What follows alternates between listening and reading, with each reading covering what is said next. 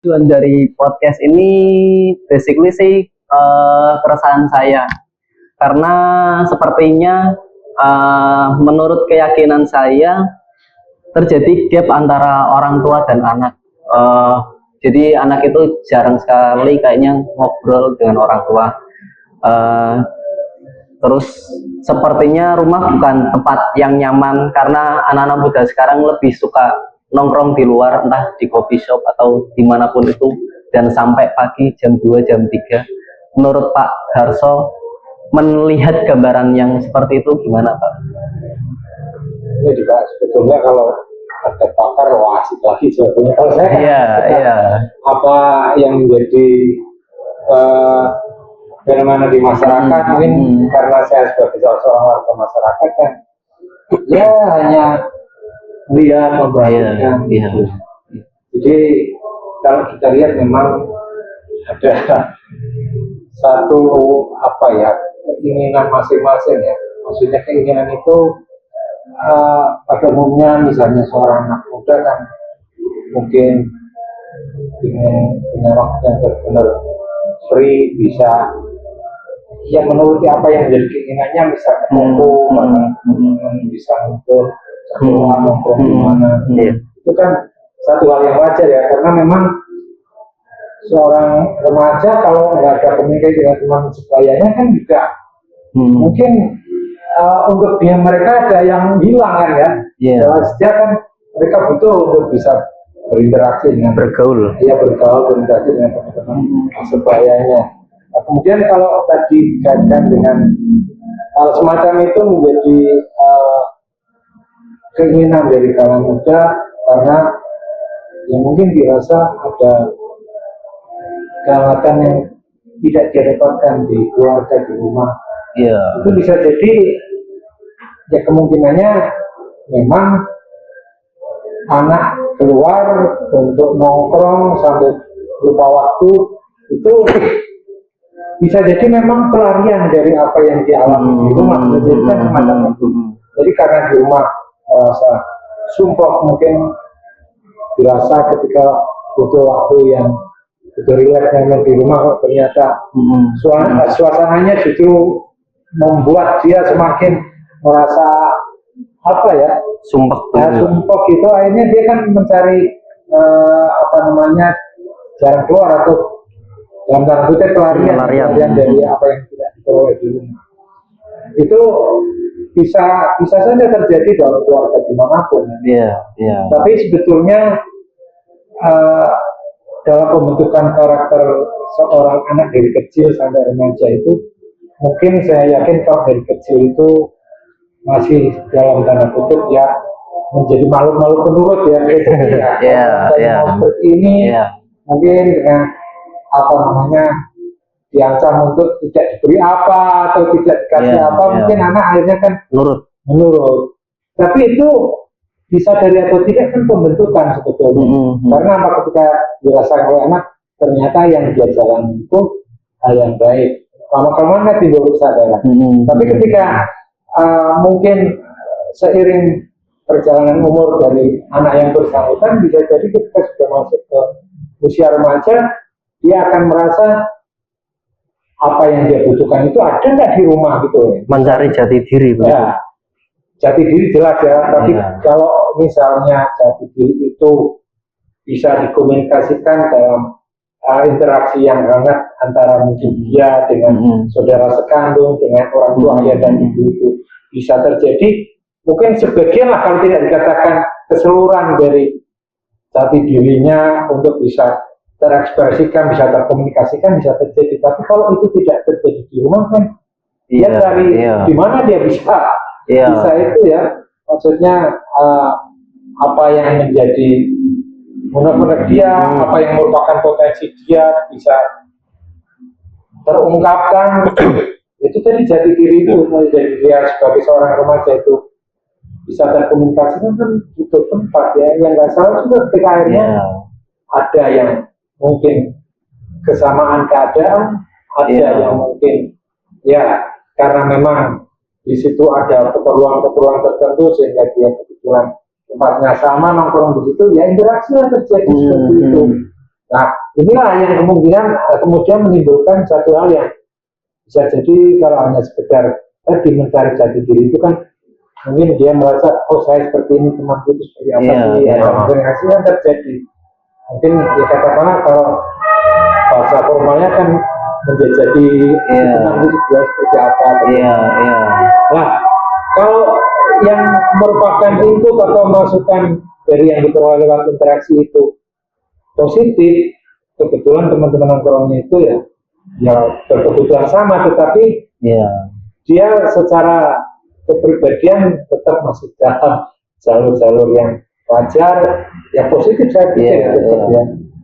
Apa untuk meluapkan ekspresi sebagai jaminan untuk menunjukkan jati dirinya bisa tersalurkan, tapi tidak kebetulan ketemu dengan komunitas yang di luar yang nggak pas lah gitu.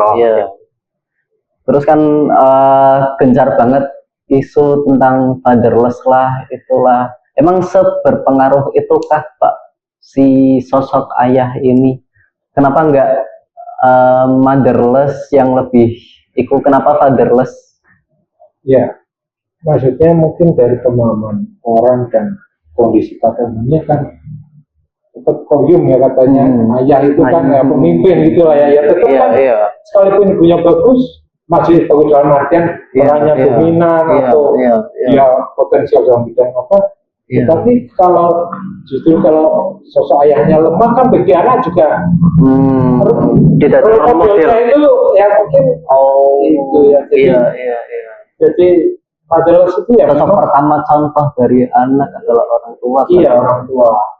Nah, betul juga kalau ada yang menempatkan memang ya karena pimpinan kepala dalam keluarga ayah ya benar juga dia akan melihat atau katakanlah mencontoh seorang ayah itu sendiri sosok ayah itu jadinya kalau misalkan dengan era sekarang ini di mana mungkin katakanlah katanya maju ya kerja keras yang kerja keras itu menuntut seorang ayah lebih berkegiatan di luar rumah sehingga kontak ataupun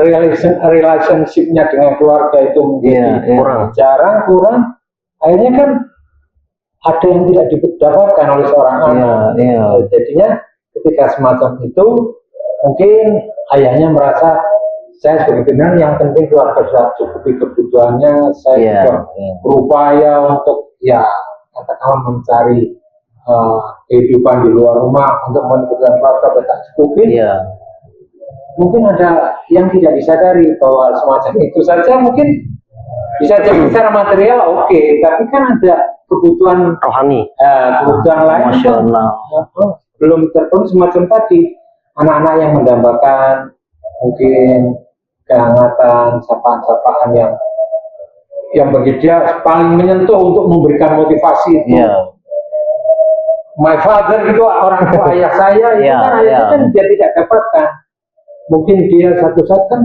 manusia wajar ya ketika satu saat down kemudian butuh dipush butuh dimotivasi kemudian ketika dia sukses butuh pujian untuk semakin lah kalau itu tidak diperoleh di rumah apalagi ayahnya itu jarang ketemu mungkin ya akhirnya kalau hanya sekedar kehilangan dan anak menyadari mungkin nggak terlalu parah tapi kita sulit membuat mencari anak yang benar-benar sadar bahwa ya kita memaklumi lah untuk frekuensi kegiatan ayah lebih banyak di rumah di rumahnya jarang menyadari ada juga sehingga dia dalam tanda kutip ini mencoba untuk mencari komunikasi efektifnya kalau ketemu dia bisa lagi itu masih lumayan tetapi kalau justru menimbulkan rasa jenuh dan apatisnya seorang anak sangel ngomong ingin temu bapak sangel metune dan sebagainya nah itu yang saya katakan tadi kehilangan fatherless itu kan nah makanya ya kalau saya kadang melihat di sosmed itu salah satu yang menjadi penyebab juga anak-anak yang mungkin terseret ke jalur yang ulang benar itu akibat itu di rumahnya ada yang dia rasa hilang. Iya, ya itu. Berarti sosok seorang ayah itu bukan hanya untuk menafkahi saja. Ya harusnya pemimpin itu bertanggung jawabannya kan tidak hanya dari sisi material ya, juga imaterialnya semacam tadi bagaimana Membimbing. Iya, pembentukan pribadi anak itu benar-benar bisa dia bangun dari bawah. Iya. Itu nggak terjadinya, itu peran mendidiknya sudah jadi serahkan sama ibunya di rumah masih kurang gitu lah, maksudnya masih kurang karena tadi sosok yang biasanya diidolakan itu karena memang itu tadi di sisi lain kan memang dianggap pimpinannya itu ayah ya, kalau hanya itu rasanya kurang, tapi sebenarnya banyak seperti itu sih. Maksud banyaknya kayak saya lihat kadang-kadang kalau yang terkait masalah perhatian terhadap pendidikan itu kok justru masa sekarang ini ke ibu ya. Maksudnya contoh, kalau ada rapat-rapat Hollywood di sekolah itu saya berani jamin mayoritas pasti ibu yang datang. Iya, orang bapak itu jarang banget hadir. Jarang banget gitu ya. Padahal ya kalau kita pernah lihat orang-orang yang mungkin mendalami dunia dan ilmu tentang kependidikan, bisa jadi ya justru seorangnya harus meluangkan waktu untuk itu demi keluarga, terutama anak-anak. Ya itu ya, soalnya kayak janggal itu loh Pak, para anak-anak muda itu lebih suka curhat sama temen ketimbang sama orang tua. Jadi kayak hal-hal yang entah getir tentang relationship kayak gitu, seperti apa ya, nggak bisa diomongkan kepada orang tua. Seharusnya kan tentang hal-hal yang sensitif seperti itu orang tua menurutku harus tahu terlebih dahulu. Iya, karena kan kalau kita lihat misalnya tentang perkembangan atau masa depan dari yang bersangkutan kan bukan cuma yang bertanggung jawab kan, orang tua atau ayahnya kan yang bertanggung jawab. Makanya sebetulnya ya secara dini harusnya memang mengkondisikan atau membuat iklim interaksi dalam keluarga itu benar-benar bisa terbentuk dengan satu dirasakan nyaman, kehangatan, kemudian value pendidikannya itu ada, dan itu kalau memang dikonstruksikan secara benar, akhirnya tidak hanya sekedar anak yang istilahnya sadar posisi masih banyak itu bimbingan dari orang tua, tapi orang tua juga timbul kesadaran bahwa ini kan anak saya, tanggung jawab saya gitu kan. Itulah yang agak sulit mungkin di rata-rata kaum yang aktivitasnya sangat tinggi, sangat sibuk, apalagi sampai beraktivitas berhari-hari di luar kota dan sebagainya, mungkin formatnya gitu juga. Tadi bagaimana ketika ada kesempatan untuk interaksi, kualitasnya benar-benar yang oke. Saya pernah kadang-kadang dulu ketika sedikit pernah bau-bau tentang bimbingan parenting itu kan ya semacam itu. Ketika waktunya memang terbatas, ya harus benar-benar kualitas komunikasinya itu intens kan ya? Diintensifkan itu, intens pokoknya. Berarti kan bukan cuma faktor dari ayahnya saja, berarti faktor dari anak itu juga penting. Ya begini, jadi kalau bicara tentang tanggung jawab utama atau basicnya anak itu dari keluarga, tentu sekalipun anak dalam rangka tadi aktualisasi diri, mencari jati diri itu bergaul dengan teman sebaya, tapi keluarnya dia itu sudah membawa bekal gitu loh. Dari rumah itu sudah membawa bekal. Jadi orang tua tidak mengekang, tapi tetap ada rambu-rambu, tetap ada pesan-pesan itu. Oke, kamu perlu sama teman-teman bergaul atau tahu garis batas. Itu dari siapa kalau tidak ada rambunya dari orang tua? Nah, kalau kebetulan masuknya di komunitas yang oke sih, berarti ya terbantu keluarga karena anak bisa tadi dalam rangka mencari jati dirinya itu di tempat yang pas. Benar gitu. Iya, tetapi kalau tanpa pesan sponsor dari keluarga dari rumah, ya pokoknya keluar aja mencari. Tidak ada rambu-rambu. Iya. Ya itu balik lagi ke ini bukan psikolog lah. Iya.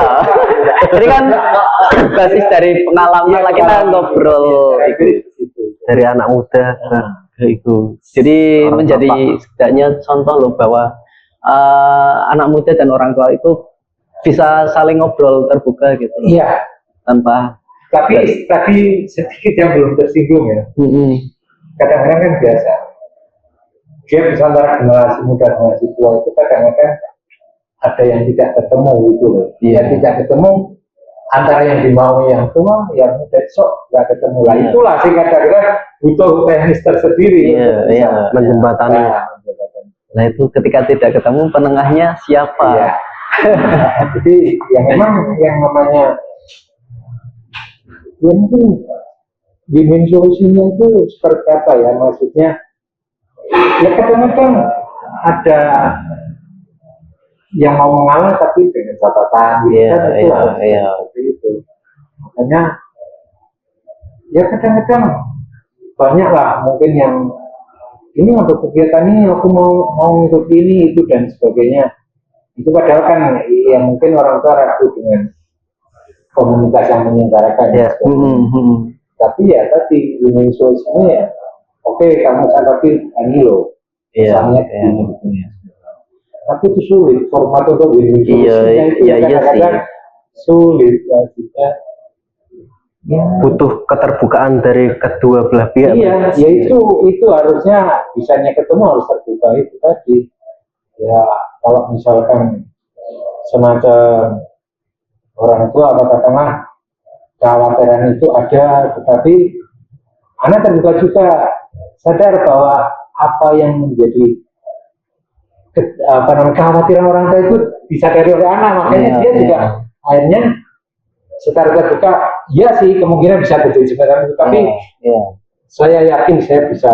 Nah itulah akhirnya terbuka tadi bisa harus menurunkan ego masing-masing, bukannya sampai kamu ikut sama yang begitu-begituan gitu. Itu ya itu terbuka tadi bisa menjadi solusi. Berarti ada opsi juga ketika si keluarga itu nggak ada ketemu titik tengah, berarti ada juga opsi penengah dari luar keluarga itu Pak Yo. Nah, itu apakah ya ini kadang kalau saya pribadi bayangannya sulit kalau untuk pihak lain yang masuk ke situ ya. Tapi ya senjata pokoknya pantauan dilepas tapi dipantau gitu loh. Jadi entah itu pun tetangga atau tokoh agama, RT. Ya itu sih ya, kalau formatnya mampu dipertemukan sih oke ya. Tapi kalau tidak ya mau gimana lah, dilepas tapi tetap tidak lepas pantauan. Itu kan berarti butuh ekstra lagi, orang tua kan harus ketika mental keluarga itu bagus kan, anak pun akan menjadi sosok yang sangat keren Pak. Melalui keluarga itu. Ya asal semuanya dalam batas wajar itu saya pikir ya mungkin enak dirasakan, nyaman bagi orang tua, nyaman bagi anak ya. Saya pernah ketemu salah teman yang kebetulan ya akhirnya apa yang dia tanamkan pada anak itu menjadi benar-benar terbentuk, tapi itu lebih pada katakanlah dominasi didikan ibunya. Kamu harus sekolahnya bisa masuk ke sana, kamu harus gini, kamu harus begini. Padahal sama ayah pandangannya beda. Bedanya katakanlah anak itu kan ada batas, mungkin dia mampu untuk menjangkau prestasi semacam ini. Mungkin ada sisi kelemahannya.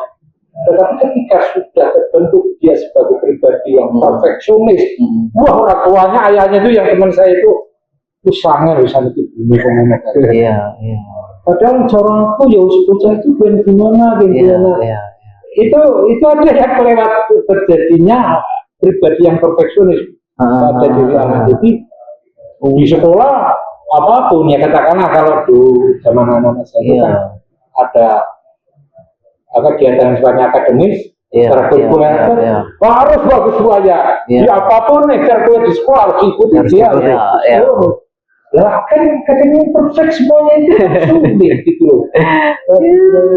Gitu. Makanya ya ternyata ya wajar-wajar aja lah, yang penting nggak hal-hal yang itu ya harus nemu titik tengahnya antara menekan dan membiarkan itu. Ya harusnya itu tadi termasuk ya, kadang-kadang ada yang perlu ekstra dilakukan tadi. Termasuk dilepas dengan berat ya tadi memantaunya. Ya itu. Kadang kan keinginan anak untuk seperti ini, misalkan dalam karir atau dalam akademik, cuma keinginan dari orang tua itu berbeda ya, itu kadang tidak ketemunya. Iya, yang begitu. Tapi ada yang saya kadang-kadang memang selalu juga kalau di sekolah atau katakan di lembaga pendidikan itu ada bimbingan konseling. Itu kadang-kadang kalau anak saya berpikir justru yang dianut itu loh. Maunya dia ke kemajuan aku harus masuk ke sana Pak. Padahal kan pemikiran orang kamu masuk ke sana oke lah, kalau secara kecerdasan kamu mungkin mampu. Tapi kan sisi lain ketika kamu di sana harus mungkin kan berarti kos di sana, kamu tidak ada yang mungkin mengawasi kamu dan sebagainya kan. Pertimbangan itu kan bisa lain. Orang tua ketika mengatakan, kamu nggak usah ke sana. Itu nggak serta-merta diterima. Lah ketika saya dengar, gimana kamu akhirnya? Ya kata pokoknya dari unsur pembimbing dia itu yang utama sini aja dulu atau ikut orang tua saja. Nah itulah itu ya ketika sih kadang-kadang memang diperlukan. Itu kan sudah tetap. Tapi kan yang harus ada kaitannya dengan anak. Kalau tadi tokoh di masyarakat atau katakanlah pemuka. Kalau jarang kontak sama anak itu kan jalurnya gitu. Akhirnya ketemu gitu ya. Anak istilahnya menerima tetapi dengan rasa yang gimana lah. Berarti si penengah ini harus benar-benar si orang profesional ya Pak. Minimal ya pokoknya yang ditulang oleh anak. Oke.